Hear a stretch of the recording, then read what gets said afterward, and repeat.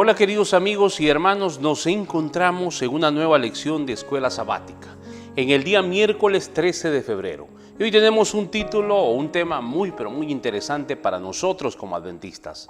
Vamos a leer Apocalipsis capítulo 10, versos del 8 al 11, y dice: La voz que oí del cielo habló otra vez conmigo y dijo: Ven y toma el librito que está abierto en la mano del ángel que está en pie sobre el mar y sobre la tierra. Y fui al ángel diciéndole que me diese el librito, y él me dijo: toma y cómelo, y te amargará el vientre, pero en tu boca será dulce como la miel. Entonces tomé el librito de la mano del ángel y lo comí, y era dulce en mi boca como la miel, pero cuando lo hube comido, amargó mi vientre. Y él me dijo: es necesario que profetices otra vez sobre muchos pueblos, naciones, lenguas y reyes.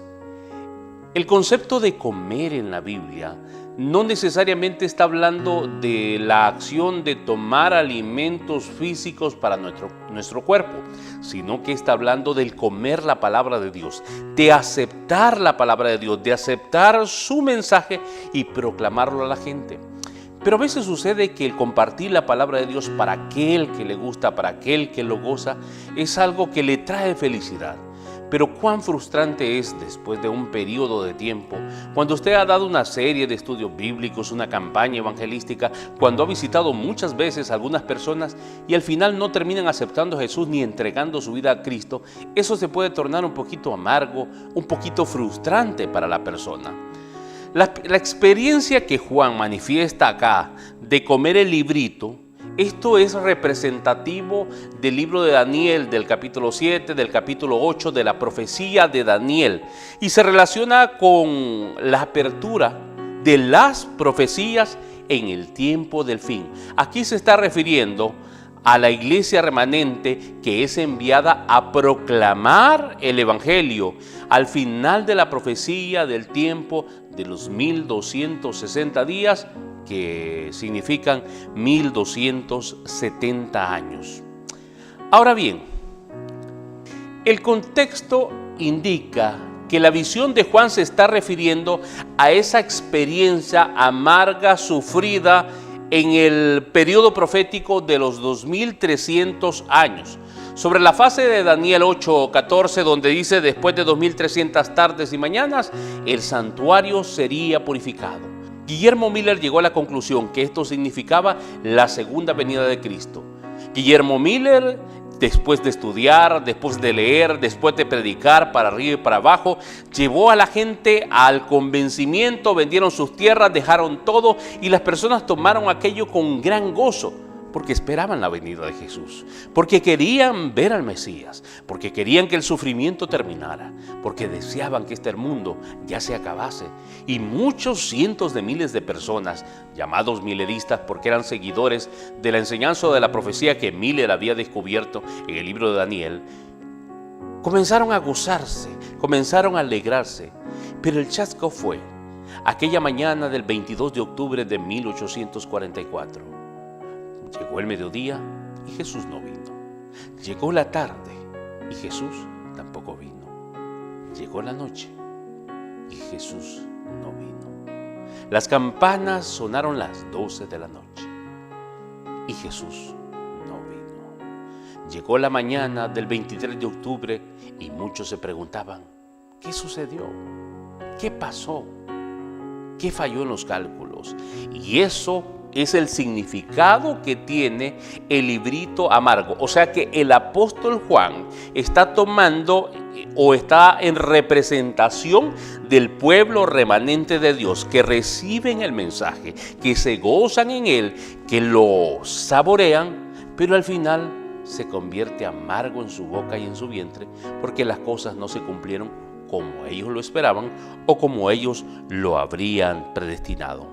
La comisión de Juan de profetizar otra vez, mis amados hermanos, apunta al mundo adventista, que es la iglesia, que retoma o redescubre aquello que había quedado enterrado, aquello que era una gran verdad, que era la observancia del sábado como día de reposo, el respeto a los 10 mandamientos, incluyendo el 4.º mandamiento, que es el sábado. Y este grupo surge para proclamar estas verdades, para contárselas al mundo y para proclamar el Evangelio eterno, que es la segunda venida de Cristo Jesús. Siempre en el libro de Apocalipsis, en el capítulo 11, versículos 1 y 2, se le da una orden a Juan. Entonces me fue dada una caña semejante a una vara de medir. Y se me dijo, levántate y mide el templo de Dios y el altar, y a los que adoran en él. Pero el patio que está fuera del templo, déjalo aparte, y no lo midas, porque ha sido entregado a los gentiles, y ellos hollarán la ciudad santa 42 meses. ¿Qué se le ordena a Juan? Medir el templo. Pero no se está refiriendo al templo acá en la tierra, se está refiriendo al templo donde está Jesucristo en el reino de los cielos, intercediendo por cada uno de nosotros.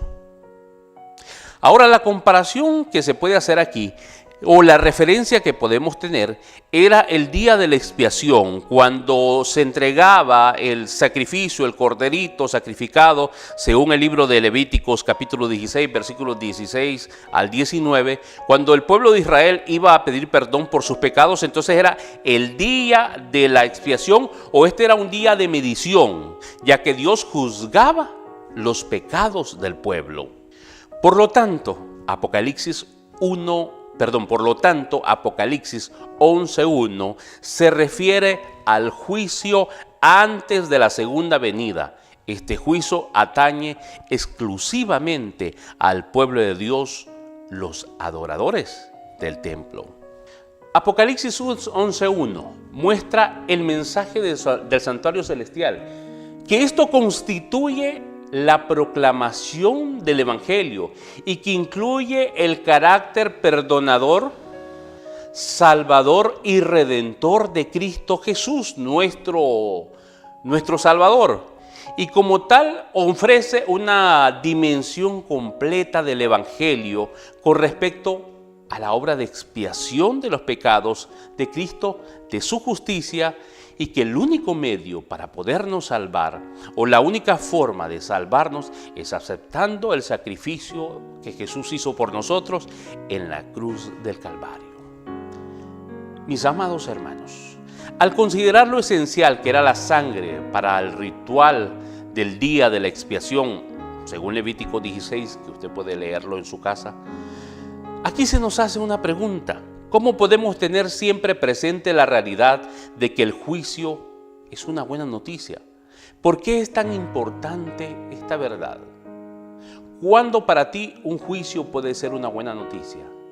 Cuando tú sabes que has estado del lado de los justos, cuando tú sabes que has sido parte del pueblo remanente de Dios, cuando tú sabes que has obedecido los mandamientos de Dios, cuando tú has utilizado el tiempo para la proclamación del Evangelio, cuando tú eres parte de ese cuerpo de Cristo, de esa iglesia de Cristo, entonces tú te sientes con gozo y te sientes con toda libertad de ser juzgado, porque simplemente lo que saldrá ahí serán tu obediencia, tu amor, tu respeto hacia Dios y sobre todo tu aceptación de Jesucristo como tu único y suficiente Salvador.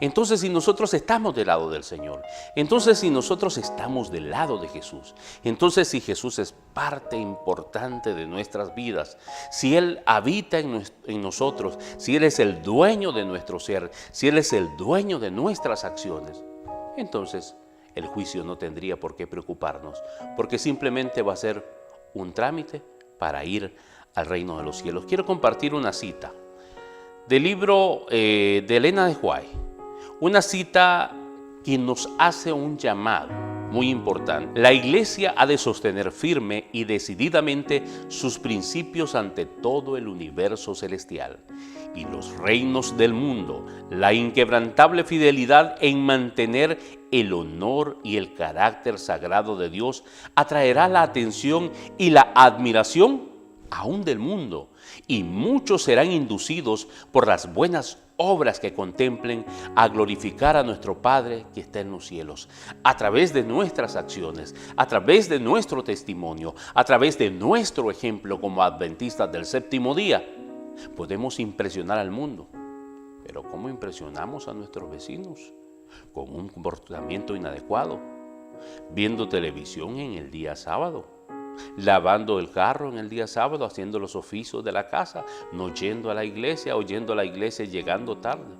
No, mi querido hermano, tú y yo tenemos un compromiso mayor porque hemos conocido una verdad que muchos no conocen y tenemos el deber, la obligación moral, espiritual de contarles a otros de esta verdad que hemos recibido. Nos encontramos el día de mañana en una nueva lección de Escuela Sabática.